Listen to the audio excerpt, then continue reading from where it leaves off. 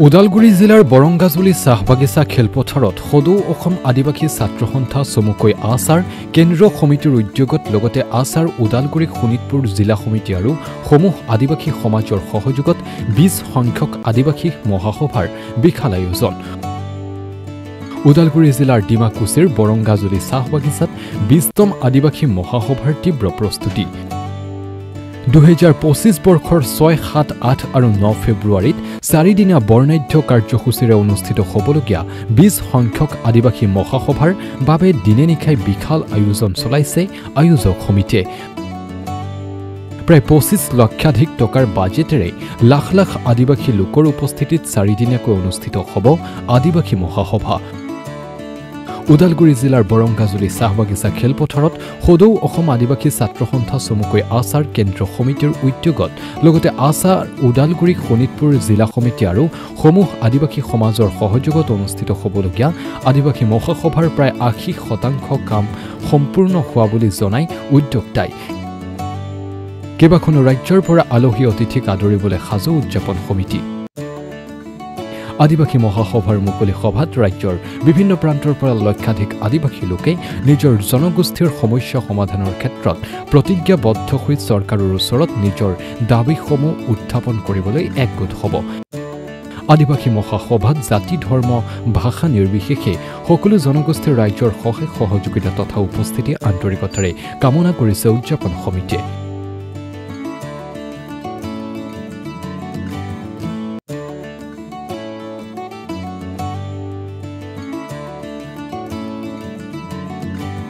আমি ওদালগুৰি তথা বৰঙাজুলি আদিবাসী ৰাইজ এইবাৰেই আমি বৰ আনন্দিত হৈছোঁ, কাৰণ এইবাৰ 20তম আদিবাসী মহাসমাৰ বৰঙাজুলি আমি দেখিবলৈ পাওঁ। যিহেতু অহা ফেব্ৰুৱাৰী মাহৰ 6, 7, 8, 9 তাৰিখে আমাৰ আদিবাসী ছাত্ৰ সন্থাৰ 20তম আদিবাসী মহাসভা ইয়াত অনুষ্ঠিত হৈছে।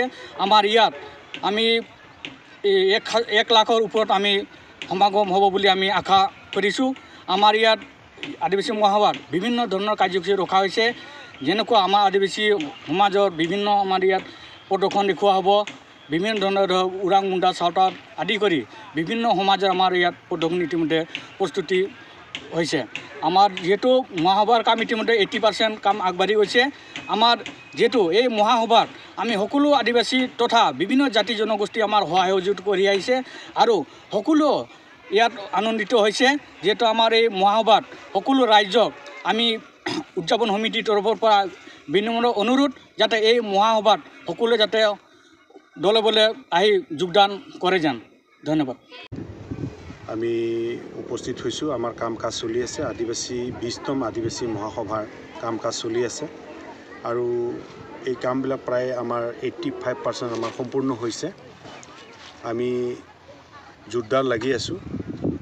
আমাৰ মানুহখিনি আহি নিজাকৈ শ্ৰমদান কৰিছে। বৰ বেছি আমি ইয়াতে বাহিৰৰ পৰা মানুহ মাতা নাই। আমি নিজেই ডিমাকুছী আঞ্চলিক লগতে ওদালগুৰি জিলা বিষয়ববীয়া আৰু কৰ্মীসকলে লগ লাগি কিনে আমি কামবিলাক আগুৱাই আনিছোঁ আৰু বাহিৰৰ পৰা কিছু মানুহ আহিছে আমাক সহায় কৰিবৰ কাৰণে। আমাৰ প্ৰায় কামবিলাক শেষ হৈ গৈছে। আমি আশা কৰিছোঁ আমাৰ কাম 5 তাৰিখে 6 তাৰিখে যিহেতু আমাৰ কাৰ্যসূচী আৰম্ভ হ'ব, গতিকে আমি 5 তাৰিখে গোটেইখিনি কাম আমি শেষ কৰিবলৈ সিদ্ধান্ত এটা লৈছোঁ। আশা কৰোঁ আমাৰ কামবিলাক সম্পূৰ্ণ হ'ব সময়মতে।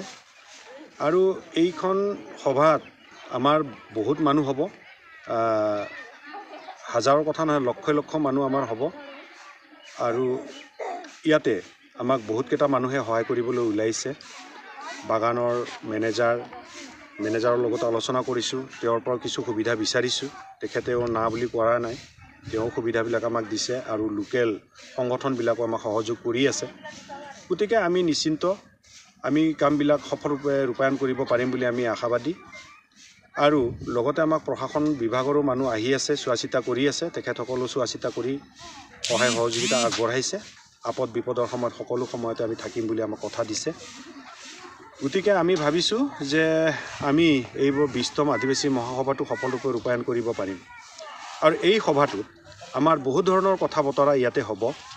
বিশেষ কৰি আমাৰ জাতিটোক সুৰক্ষা দিয়া, শিক্ষা দীক্ষাৰ ফালৰ পৰা উন্নতি কৰা, খেলা ধূলাটো আগুৱাই অনা, সকলো দিশতে আমি সমাজটোক আগুৱাই আনিবলৈ আমি ইয়াতে সিদ্ধান্ত ল'ম আৰু বহুত চিন্তা চৰ্চা কৰা হৈছে বহুত কথা আলোচনা বিলোচনা হ'ব বহুত বুদ্ধিজীৱী আহিব আমাৰ বাহিৰা ৰাজ্যৰ পৰা ঝাৰখণ্ড মধ্যপ্ৰদেশ উত্তৰ প্ৰদেশ উৰিষ্যা এনেকুৱা বাহিৰৰ ৰাজ্যৰ পৰাও আহিব আমাৰ দিল্লী মুম্বাইৰ পৰাও মানুহ আহিব আৰু বাহিৰা দেশ যেনেবা বাংলাদেশ ভূটান নেপাল ওচৰৰ যিবিলাক ৰাজ্য দেশবিলাক আছে এই দেশৰ পৰাও আমাৰ মানুহ আহিব মানে বুদ্ধিজীৱীবিলাক আহিব গতিকে আমি আশা কৰোঁ এই মহাসভাৰ পিছত আমাৰ জাতিটোৰ নিশ্চয় এটা উত্থান এটা আহিব আমি বিচাৰিছোঁ যে আমাৰ সমাজখন আগৰ সমাজৰ পৰা মানে অলপ উন্নতমান সমাজ এটা হ'ব লাগিব এইখিনি আমি বিচাৰিছোঁ আমাৰ ল'ৰা ছোৱালী শিক্ষিত হ'ব লাগিব চাকৰি বাকৰি পাব লাগিব সকলো দিশতে মানে আমাৰ সমাজখন আগুৱাই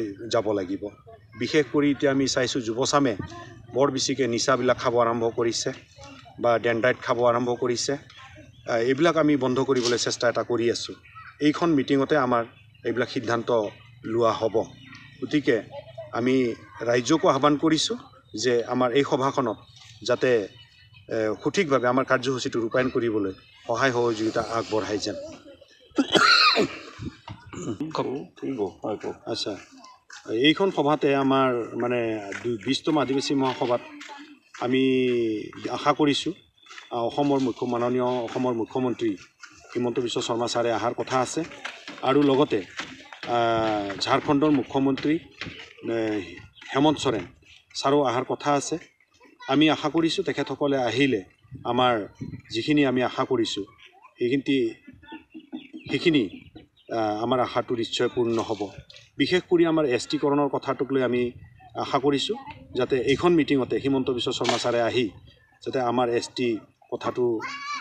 কৰণৰ কথাটো আমাক পুংখানুপুংখভাৱে আমাক যাতে জনাই দিয়ে তেতিয়া বা